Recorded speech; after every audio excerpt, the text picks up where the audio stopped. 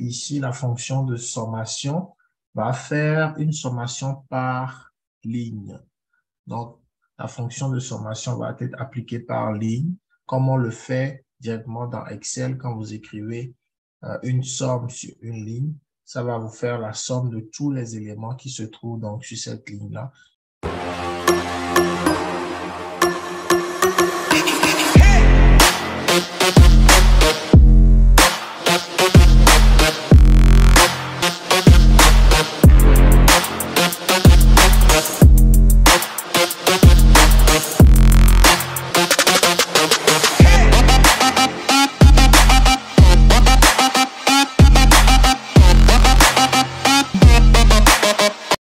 Salut les amis, j'espère que vous allez bien. Très content de vous avoir aujourd'hui donc sur la chaîne Enoni School.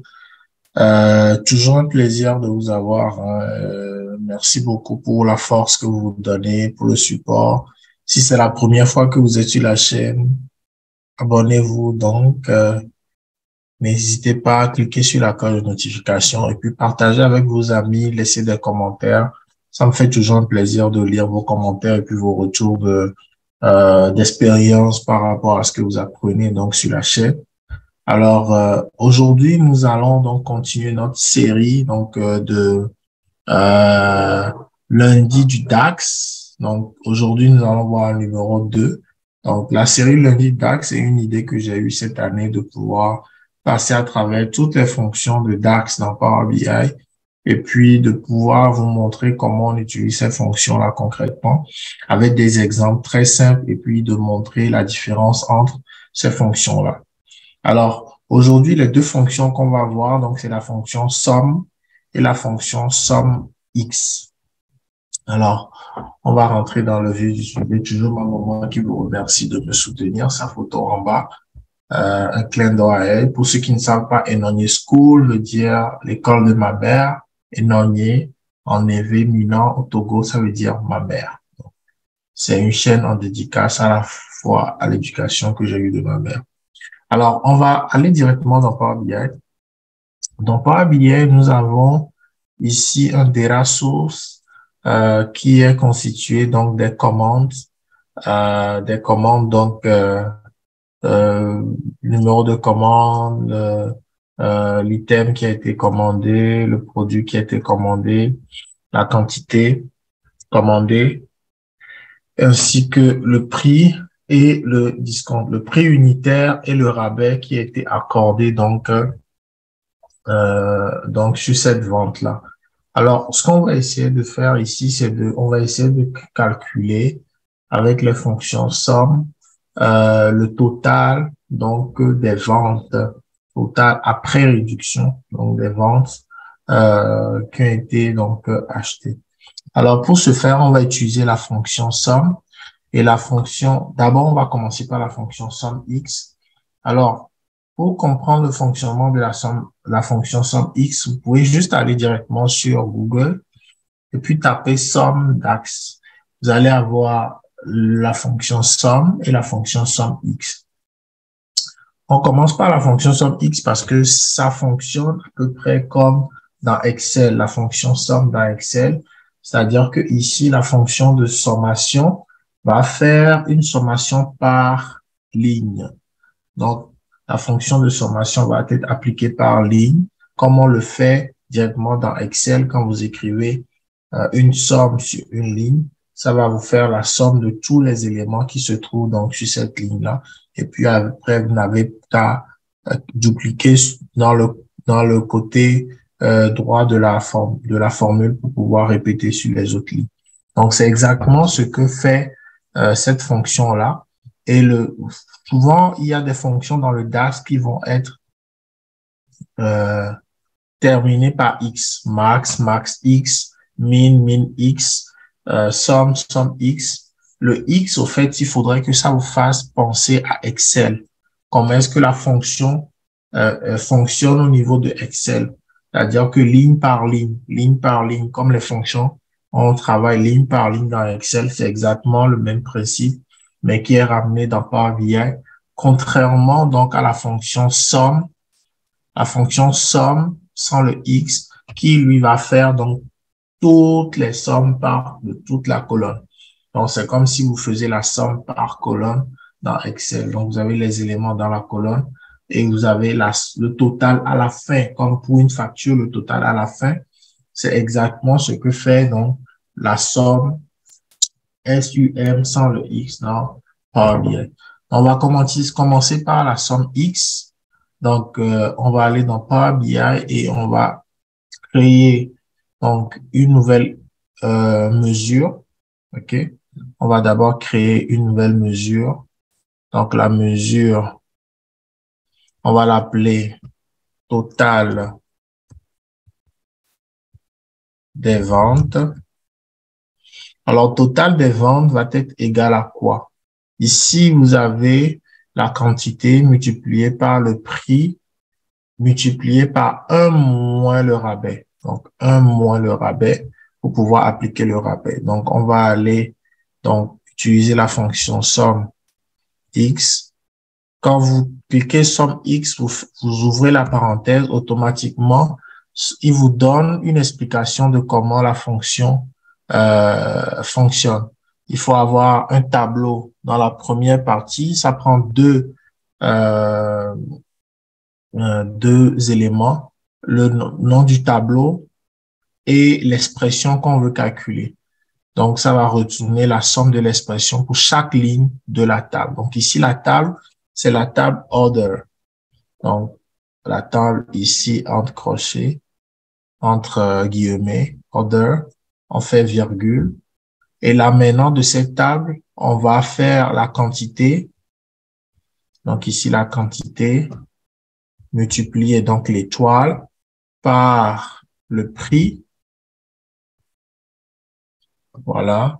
Multiplié par, on ouvre la parenthèse, 1 moins le discount, donc qui est ici, et on ferme la parenthèse. Donc ici, cette fonction, ce calcul-là, qu'est-ce que ça vous permet d'avoir? La somme X, la première partie, c'est le nom de la table, et la deuxième partie, c'est l'expression qu'on veut calculer. Donc, on veut calculer l'expression de la quantité fois le prix multiplié par, donc, 1 moins le distant. Bon, on va juste cliquer sur Entrée.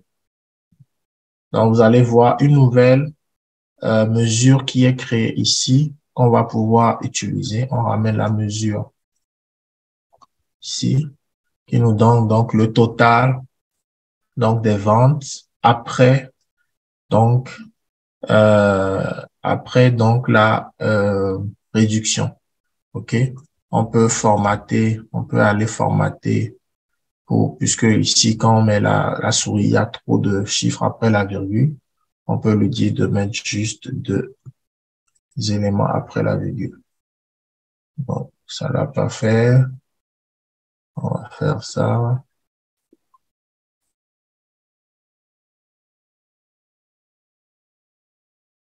Voilà. Donc là, on a 2 chiffres avec la virgule. 1 363 000.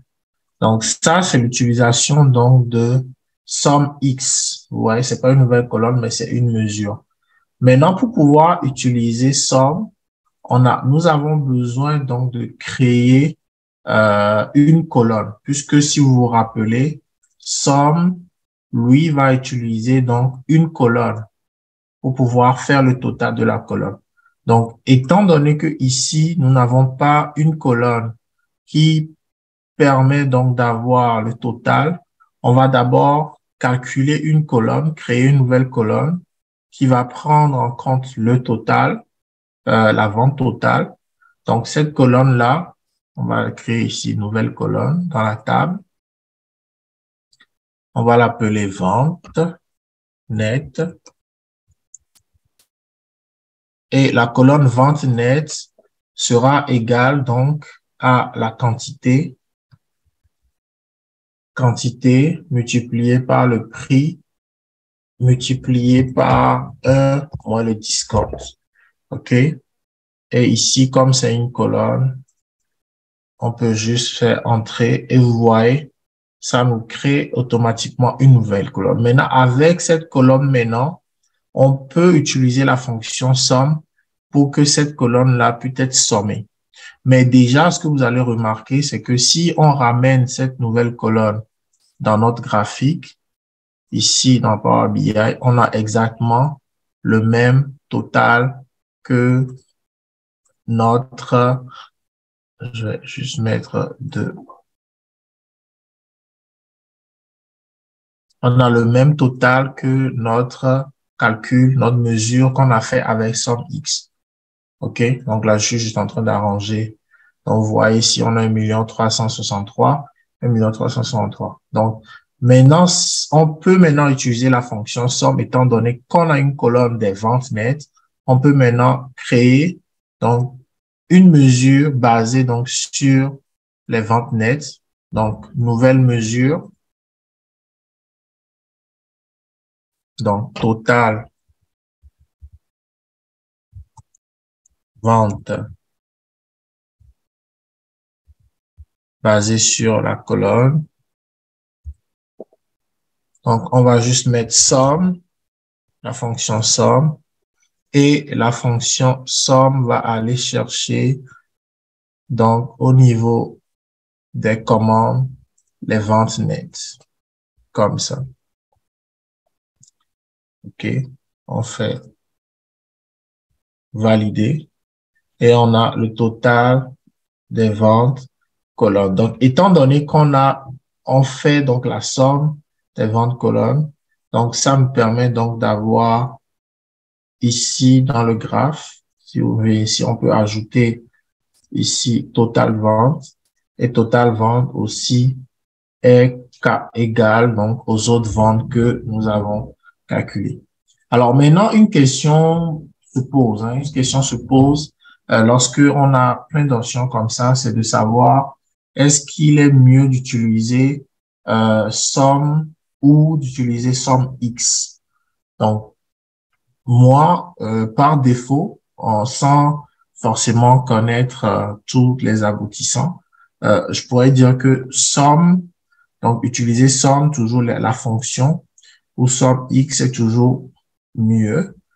Mais étant donné que somme x va passer par la création d'une colonne, donc c'est euh, c'est recommandé lorsqu'on le peut de ne pas créer des colonnes avec DAX. Je pense que si vous regardez ma vidéo où je vous ai introduit DAX, je vous ai dit que oui, on peut créer des colonnes avec du DAX, mais c'est toujours mieux, si on peut le faire dans Power Query, de ne pas donc créer des colonnes avec des DAX donc dans notre Power BI, parce que ça va consommer de la mémoire, ça va ralentir donc le rafraîchissement puisque ça calcule sur toutes les colonnes à chaque fois que vous rafraîchissez. Donc, ça va, tout rafraîchissement, ça va créer la colonne. Donc, c'est toujours mieux de passer par la fonction somme ou juste les mesures, c'est ça, de passer par les mesures que de créer les colonnes avant de faire le total. Donc, de passer par les mesures, c'est toujours recommandé. Maintenant, c'est sûr que lorsque vous voulez faire des agrégations, des regroupements, par exemple, vous voulez regrouper le nombre de ventes nettes par les produits les plus vendus ou vous voulez voir créer des catégories par chiffre d'affaires, c'est sûr que vous êtes obligé donc de créer donc les ventes, les colonnes de ventes nettes et utiliser donc cette colonne-là pour faire cette agrégation.